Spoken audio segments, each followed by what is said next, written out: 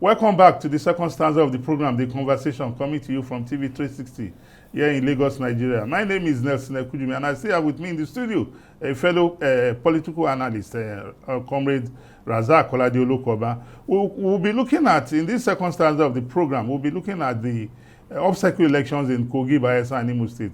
We have seen that the elections held on November 11, 2023 in these three states, and some of us, as election observers who were present, I personally, I was in Kogi, I was in Lokoja, I was in Okene, I was in Ijimo, and we also had some of our observers in Bayelsa and Kogi State.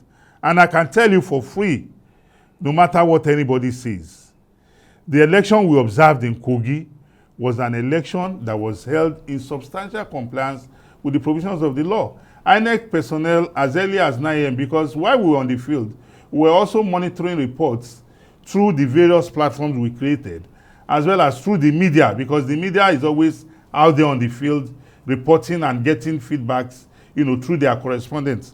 And in most parts of the state, by 9 a.m., all polling units had received materials and had kickstarted the process. And in almost every part of Kogi State, the BVAS machine functioned effectively. The security deployment, I would say big kudos to the Nigerian police. The army on roadblocks or any other security agencies on roadblocks, if you don't have a business being on the road, you are told to go back. They don't. They didn't allow anybody to take advantage. So the security deployment in Kogi gave people a lot of confidence to come out, and we saw it play out. In some places we had, and we must also not run away from the fact that, like we say, politics is local. People vote based on so many reasons. Some persons, because of where the governorship candidate came from, they trooped out. Maybe it was serious mobilization that this is our son, we must bring him there. That's correct. So at the end of the day, the winner of the election was declared. But a sour point of the election in Kogi was that we saw result sheets prior to the conclusion of the process, that were already filled, but they were not authenticated. And INEC now suspended elections in those places and said she was going to investigate and get back. In Imo and Bayelsa, we also saw election took place in Imo and Bayelsa.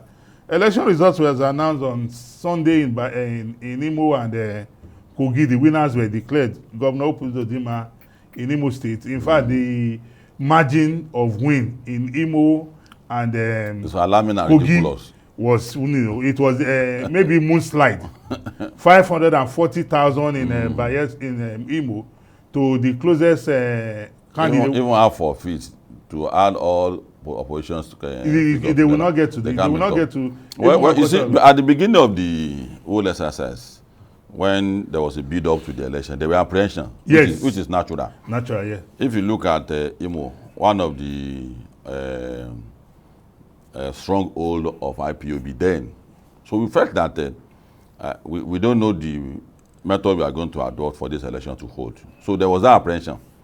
Kogi is traditionally violent during election time. And Bayelsa militancy has not completely gone out of it. But the way it came out, Nigerians should learn how to do good things in their country. You see, the political class has acquired the capacity to tinker with the view and perspective of Nigerians. And we follow them. From what you have said now, I have said similar thing on many media platforms. And the anchor came to argue with me, and I asked him that, can you conduct your own research? Do you listen to analysts? Do you see what they say? You now put side by side with what political class are saying. Do you know that political class has an attitude that if I win an election, INEC is fantastic? Yes, if I lose, it has been rigged. Both APC, PDP, Labour, they have similar character. They rejected the election in Bayelsa. Yes. And they commended the one in Kogi and whereas PDP commended election in Bayelsa and condemned. And I asked him, is that the kind of people you want to base your assessment on? Oh. So please, political class, our political class. Yes. Particularly They are sore losers. Yes. So, and that INEC should learn to begin to give them orientation, including the president, not because they didn't know anything, but because you need to remind every public office holder its role in nation building, so that during those, when you lose an election, you won't say the entire country should fall down. That the election should be cancelled. Look at the court case by Atiku and Peter Obi. Yes. We have to tell them their limits. That you are just one person against 250 million Nigerians. There is no country that can accommodate humanitarian crisis that will come out of Nigeria if it's in crisis. And they didn't know that. And that's what Nigerians should be telling ourselves. No, you even know the funniest thing. Yeah. I think we need to remind Nigerians, when the February and March presidential election took place, and INEC had not even announced results, the LP presidential candidate as well as the vice presidential candidate of Labour Party and vice presidential candidate of PDP addressed a joint press conference calling for the cancellation of the elections, only for them to now go their separate ways and say, no, I won. And we were like, where is the fact? And when they went to court, both candidates of the LP and the PDP said, I remember the judgment. I won. There were malpractice everywhere, all places, some places, so many places. And under the Electoral Act, there is no identification of some places, all places, most places. In specific time. What is in specific yeah, so time? you either Tell say, us specific. The court said you cannot talk like this.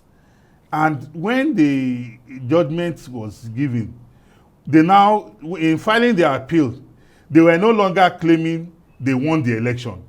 They are now claiming that the candidate that won was not qualified to run. And let me also give you this instance. I remember observing an election in Edo State. Governor Godwin Obaseki, in the morning of the election, his first term, when he was coming for the second term, in the morning of the election, when Governor Obaseki went to his polling unit to vote and he was interviewed by the media, he said, INEC has compromised this election, INEC is biased, the arrangement is shoddy. But later in the day, when the outcome of the election now came out, and he was declared the winner, with the same mouth, he said, this is the best election that has ever been conducted. And that is what Nigeria should observe, that political class have their own mindset. As a people, even, I told Nigerians at the beginning of the administration of Tinubu that I'm a chartered public administrator, a fellow of Nigerian Storm, and a political scientist. I say, whether the president he should tell me that the next day is going to fix Nigeria. But I know the challenge ahead of him. And I said, the gestation period for us to come out of this is going to be 2 years. From an informed view, they were arguing with me. I said, it's not because I want to make case for Tinubu. It's because of what is visible to me as expert in that, the reality on ground. And if a doctor tells me that this wound is going to heal the next day, political class one said that no, this is as a capacity, and you are listening to him. So an expert opinion. Even my colleague said that it's even generous to talk about 2 years. Let's say 4 years. And you can't hold anybody responsible for that. What you need to do is to keep supporting, like we have said, we need to keep supporting our institution. Absolutely. What is the limitation that INEC have? Let's look at it together. INEC cannot provide security on elections. INEC has mobilized over 100 million Nigerians to register. Yes. The ball is in your court. Yes. Of course, you may share part of the blame for not coming out to vote. It's just part of the blame. But the major blame is for Nigerians. Yeah. Nigerians who have the attitude of complaining that this election is bad. Whereas it didn't take part. 90% of people on social media that are complaining about this election that is not fair didn't vote. They were not even there. That's the outcome of we saw an election in which, and you know the beauty of it, INEC has upgraded itself that for you to engage in malpractice in the election, it's becoming more difficult. And now ask people, when they say politicians are buying votes, why are they buying votes if INEC can compromise the election? It's the political class that is tinkering with our thinking. Yes. And we listen to them too much. For the role INEC has to begin, because as we progress in democracy, challenges will emerge and we begin to address it. If the army boys were not so irresponsible to truncate our election, our democracy in 1966, we will have overcome all these things. But as it comes, we have to. One of the major responsibility of INEC now is that education. Every No, I think country it's has everybody's something. responsibility. No. I don't think As it's an INEC institution, alone. no. Let me explain. Let me tell you. As an institution, INEC has that responsibility to have a political bureau, to engage political. This is constitution. This should be constitutional. To engage political office owner, to define the role of a president. Our own is complementary, but as a constitutional body, every president, everybody that intends to contest for president must be educated by INEC to know their limits and to prepare their mind for loss. That is the area we don't do so much about. Then they go for governorship, so that after election, people will know certain point they will not reach in pursuing their mandate. Well, will there be a penalty? Yes, there must be a penalty. Because we live in it. There must be a penalty. There must be a penalty. We saw candidates play up the ethnic and religious. Yes, that's why I'm coming to. That's why I'm coming to that. One was even caught on tape. Yes. With a religious leader claiming That's that what I'm making. Religious war. But because INEC did not, at the beginning, you need to put up an assertive position that the country will not allow anybody to do ABC. Then I think we need the National Assembly to empower INEC to be able to do when that. INEC starts that, yes, then now come out to the role of the people. That's where I'm coming at. INEC must begin. And in fact, there's an enabling law even with INEC to establish the conditions for taking part in an election.